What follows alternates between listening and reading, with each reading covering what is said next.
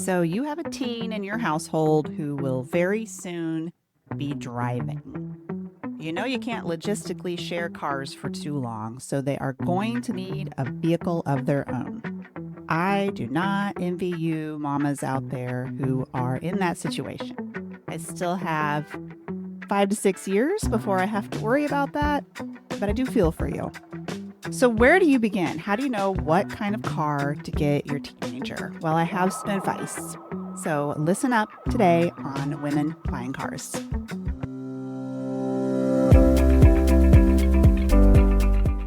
You're listening to Women Buying Cars, and I'm your host, Meredith Reynolds. I'm a former teacher turned used car dealer, and I'm here to teach and empower women to walk into a car dealership with confidence and walk out with the car that's right for them. Thank you so much for coming back to Women Buying Cars. I'm Meredith Reynolds. My husband Todd and I own Reynolds Automotive in Merriam, Kansas, which is a suburb of Kansas City. Today we're going to talk about cars for teenagers. We have parents come in a lot looking for cars for teens. And what I have discovered is there's a very, very wide range of ideas on what a teenager should or will be driving. I'll have, parents come in and want a $5,000 car. And I'll say, oh, I'm sorry, the cheapest thing we have is this $10,000 car. And they say, oh, my teenager's going to be driving it. There's no way I'm going to spend $10,000 on something they're just going to bang up. So that is one perspective. We also have parents who come in and look at very, very expensive vehicles. So there's a very wide range. What do you look for? Okay, so the main things we're going to look for are safety, practicality, affordability, and a vehicle that you don't mind getting banged up. So let's start with that one. We don't want any car to get banged up because even a cheap car is expensive, right? So we don't take that lightly. And I'm praying that your child never gets seriously injured in a crash. But statistically, per mile traveled, teens crash 4 times as often as drivers who are 20 and over. 4 times. 2 reasons teenagers are going to get in crashes, or not just even crashes, just fender benders, little scrapes, little scratches. The reason they're going to have those things is for 2 reasons. 1, inexperience, and 2, brain development. So inexperience is pretty self-explanatory. A car is a complex machine. There's a whole lot of things going on when you drive. Most of that is automatic for you and I. We don't think about it. But there's so many different decisions that have to be made and circumstances under which people drive. And these kids of ours who are teenagers, even if they've had driving classes and they've been practicing, they're still inexperienced. And they will be for quite a while. And the same goes for a 30-year-old who's just now learning to drive. That person is inexperienced and is more likely to get in a crash than someone who's been driving for 30 years. Even if you've prepped your kid, you can't prep them for every situation. The second reason is because of brain development.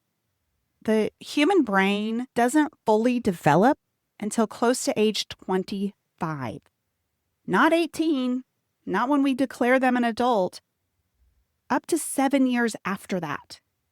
The last part of our brains to develop is the frontal lobe, and that's what controls impulses, reactivity, decision-making. So if you have a kid who's disorganized, impulsive, doesn't always control themselves, a lot of that has to do with brain development in the frontal lobe, and that doesn't fully form until the mid-20s. So think about when you are driving a car or about to drive a car, when you've been told by your parents to have no more than 1 passenger with you at all times. You've been told by your parents to always watch the speed limits and never go over them. And then suddenly it's after school and a friend comes up and says, hey, we have 20 minutes until practice. Let's run over to Quick Trip and get something to drink beforehand. And your child says, oh, I don't know if we really have time. And your friend says, oh, yeah, sure we do. We just got to hurry. Come on, let's go. And then another friend says, oh, you're on a Quick Trip? Please let me come. I need to get something. And your child, of course, is still a kid. And so they say, okay, just this one time. And then the friends are in the car, fooling around, turning the music up high, horse playing. And all of that's going on while your child's trying to quickly get over to Quick Trip and back. Those are the type of things that happen in real life because the kids aren't great at making decisions in an impulse, controlling themselves, telling their friends no, etc. Kids are kids, and even if you have done everything you can and you have confidence in your child, maybe your child is very rational and very much a rule follower, and you've spent a lot of time, maybe money on classes, and you feel really confident about your kids driving. The other thing to think about is they're driving a car every day to a parking lot at school that's full of other 16 to 18-year-old kids. And some of them have not been prepped the way your child has been prepped or is not as rational as your child is. School parking lot is just a recipe for fender benders, right? There's a very high possibility that your kid's first car is going to get dinged up, scratched, curb rash, spills. Who knows what'll go on in the interior? A sweaty shirt that's left forgotten in the back for 2 months. My advice is to be careful with your money and put them in a car that you know is probably not going to stay pristine. We want them to do the best they can, but they're just kids. Things that would dictate a purchase for a teenager, let's think about safety. If they're not very good drivers, they're the most inexperienced drivers on the road, probably. They're driving around without a fully formed brain. We need that car to be very, very high on safety rating lists. Most newish cars are getting 5-star safety ratings, maybe 4-star safety ratings, okay? Cars are safer than they've ever been, but you may not be able to afford a brand new car. We just talked about that, right? I wouldn't put a kid in a brand new car because it's probably going to get beat up. But newish cars still have really high safety ratings. Any car built in this century has airbags. Airbags became mandatory in the late 90s. Side airbags became mandatory after 2013. Also in 2013, things that became standard: anti-lock brakes, traction control, and stability control. Those are things that help you not spin out in the rain or ice. So a lot of safety improvements came 2013 and later. 2018 was when backup cameras became mandatory. A lot of cars had backup cameras before 2018. We sell a lot of 2013 and 2015s, and they always have backup cameras. But for sure, 2018. You want it to be a practical car because we don't need our kid distracted. So these are vehicles I would not buy my child. I would avoid very tiny cars like a smart car. Now, a smart car is going to get really great gas mileage, but a tiny car is not going to fare well in a really big wreck with a very large truck. Some small cars are fine. I mean, I have a small car. It's a Chevy Bolt. It has a 5-star safety rating. But I'm talking about cars that are even smaller than that. I would not get them a sports car or a muscle car. They would like one, but I would not do that. Even experienced adults can't always handle a V8 engine, a rear-wheel drive, really high horsepower. That is not something a 16 to 18-year-old kid should be expected to handle. They won't be able to. Even if they're not trying to show off, a car like that can get out from under you really quickly. Not only that, the insurance on a sports car or muscle car would be really high. And please don't ever consider a Dodge Charger. If you've listened to me before, you know I'm very anti-Dodge Charger. The fatality rate is high on Dodge Chargers because of the engine, the power, and the driver's desire to show off what that car can do. Next thing I would not buy my child is a very large 3-row SUV. A lot of people come in looking at big 3-row SUVs for their teenager. And I'm guessing it's because they feel, like I was talking about that wreck earlier with the smart car, who's going to fare better in that wreck, the smart car or the big honking SUV. So they feel like they're going to wrap their kid in all this metal and that's going to be safe and protective. And that is true. However, they're hard to park, they're hard to maneuver, and some of them are prone to rolling over. If you've got a high center of gravity, then a rollover is much more likely. So these large 3-row SUVs, I'm talking about a Chevy Traverse, I'm talking about a Kia Telluride, a Ford Explorer, a Land Rover. A Land Rover is very tall and narrow, and that makes it topple much easier. A 4Runner is one of the top vehicles for rollover. So those are very popular, but they're not safe for an inexperienced driver. I would not buy my child a Jeep Wrangler for the same reason. They're very popular. Teenagers want them. Maybe some of the parents even think, ooh, let's just get a Jeep Wrangler for the family and the kid can drive it, but we'll drive it too. Jeep Wranglers, people love them. They topple. I would not put my child in one. Anything that's going to make a bunch of other teenagers want to pile in. If you've got a 3-row SUV, a lot of kids can pile in. And that's a lot of distraction.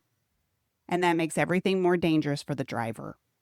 So I wouldn't get something that encourages your child to be the one driving around a lot of friends all at the same time. Even if you set parameters, do teens always do what their parents tell them to do? Even the good ones. So what about electric cars? Would I buy my child an electric car? Well, I am a big proponent of electric cars. I love my electric car. One thing about electric cars is that you have all the power right when you step on the gas. There's no waiting for it to rev up. So you can take off really fast. Is your child able to handle that? Can they still be safe? When it's wet outside, my wheels frequently spin out because I guess I apply too much power considering it's slippery conditions. If you're doing that with a combustion engine, you'd really have to slam on the gas to get that kind of power instantly, unlike with an EV. So that's a different way of driving you have to get used to. Also, if you're going to plug it in, do you have space for that? They will frequently be in the garage plugged in. Is that going to work for your household? Do you have another electric car that also needs to be plugged in? Now we've come to the part of the show called, what does this button do? The button I'm describing today, depending on your car, it often looks like two cars that are about to crash.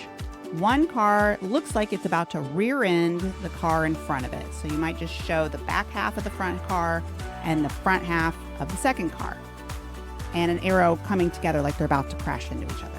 What does that button do? Do you know? That is the forward collision warning. The forward collision warning button is there to keep you from colliding with something in front of you.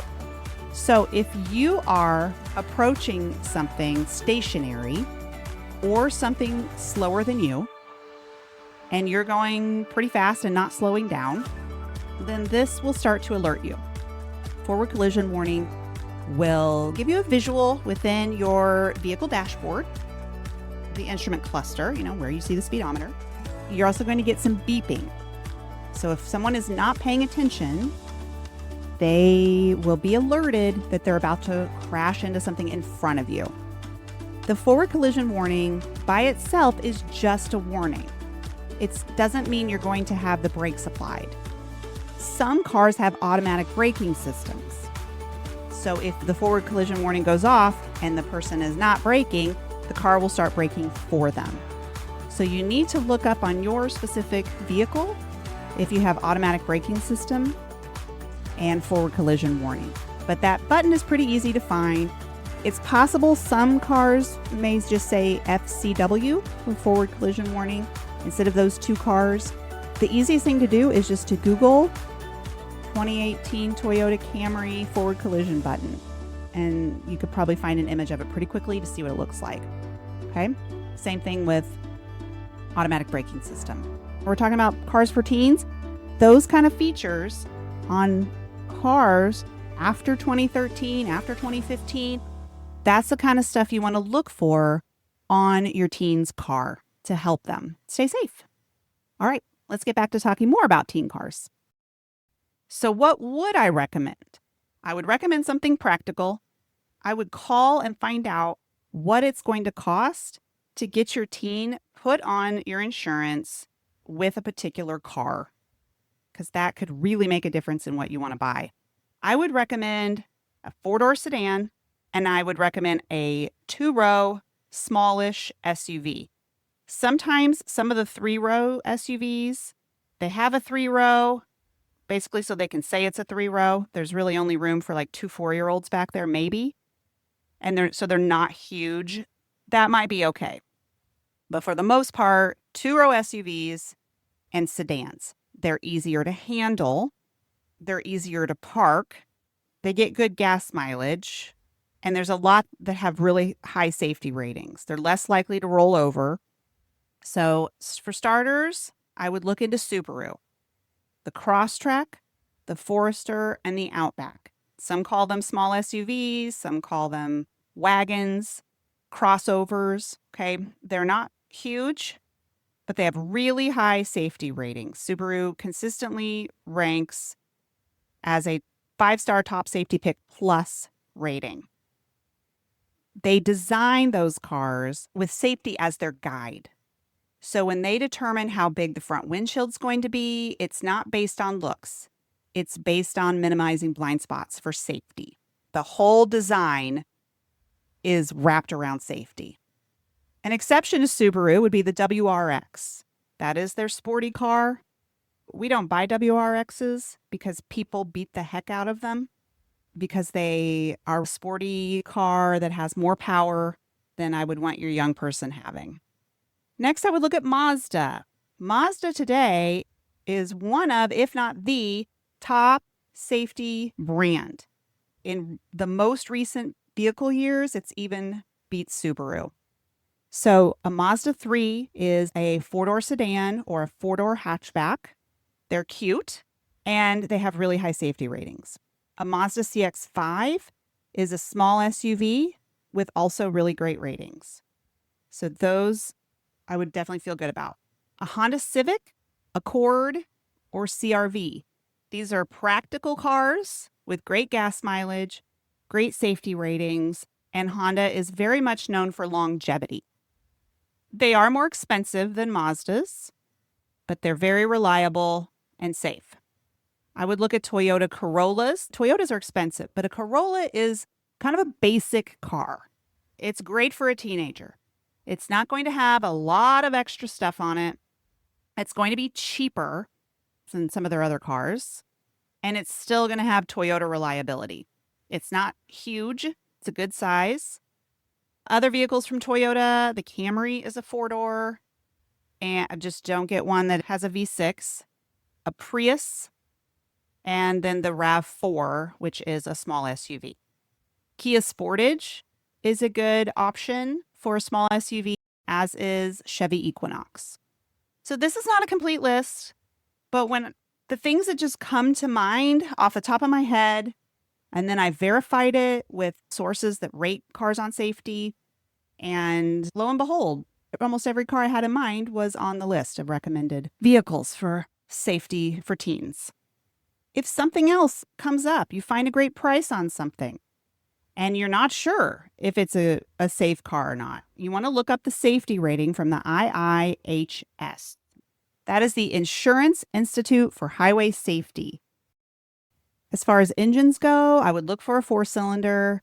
I wouldn't want my child in a V6 and certainly not a V8. It's too much power. Okay, so let's talk about a scenario. Let's pretend you have found 2 vehicles and they are close to the same price. Maybe even they're the same make and model. One is older, one is newer. But they're really closer in price because the older one has all the luxury features. It's the top trim level. It's leather, it's heated and cooled seats, and heated steering wheel, and heated back seats, and on and on and on. The newer one is the base trim level. So it may not have anything heated other than the air vents. No sunroof, Still has a backup camera, of course, but none of the luxury features. Which one should you buy for your teen? Remember, the newer one possibly has more safety features because every year we get new safety features. So you would want to look into that to see if anything was added that the new one has that the old one doesn't. If the new one has lane assist, forward collision warning, automatic braking system, any of those things, I would go with that any day of the week. Also, remember, your teen doesn't need luxury features. I know they're nice to have, but you want them to work for something later in life.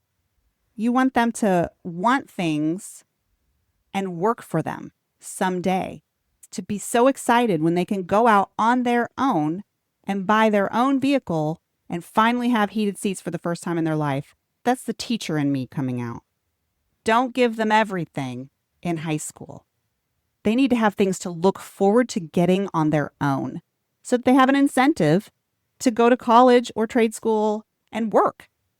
All right, so to recap, looking for cars for teens, look for safety, practicality, affordability, and something that's probably going to get a little banged up. Ideally, a midsize car or a small SUV. Don't even think about getting a sports car or a muscle car. Not going to happen. Same with rear-wheel drive. I don't think you should get a very large SUV because they can roll over, they're hard to park, they're hard to maneuver, and all the friends are going to think it's just a party on wheels. Everybody can climb in, and it's a whole lot of fun. Thank you so much for listening. I hope this helps you as you navigate these teen years on what you think you can safely put your child in and send them down the road. Thanks again, and happy driving to you and your teen.